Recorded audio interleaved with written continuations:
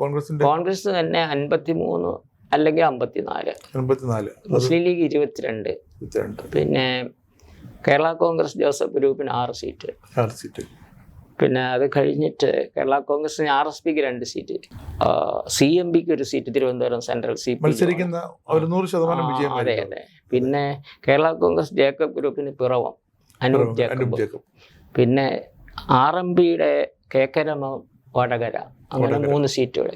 അപ്പൊ UDF ഏതാണ്ട് 89 വരെ ഏറ്റവും 88-89. അതില് കോൺഗ്രസ് തന്നെ 53 അല്ലെങ്കിൽ 54. മുസ്ലിം ലീഗ് 22. പിന്നെ കേരള കോൺഗ്രസ് ജോസഫ് ഗ്രൂപ്പിന് 6 സീറ്റ്. പിന്നെ അത് കഴിഞ്ഞിട്ട് കേരള കോൺഗ്രസിന് RSPക്ക് 2 സീറ്റ്, ചവറയും കുന്നത്തൂരും. പിന്നെ CMPക്ക് 1 സീറ്റ്, തിരുവനന്തപുരം സെൻട്രൽ മത്സരിക്കുന്ന 100% വിജയം. അതെ. പിന്നെ കേരള കോൺഗ്രസ് ജേക്കബ് ഗ്രൂപ്പിന് പിറവം അനൂപ് ജേക്കബ്. പിന്നെ RMPയുടെ KK രമ വടകര. അങ്ങനെ 3 സീറ്റുകൾ. ഇപ്പോൾ 53, 75, 6, 81, 2 83, 3 86.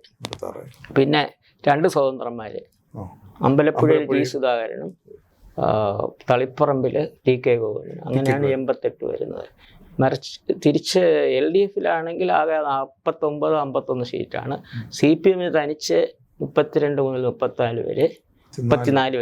CPI 11. കേരള കോൺഗ്രസ് മാണി ഗ്രൂപ്പ് 2. പിന്നെ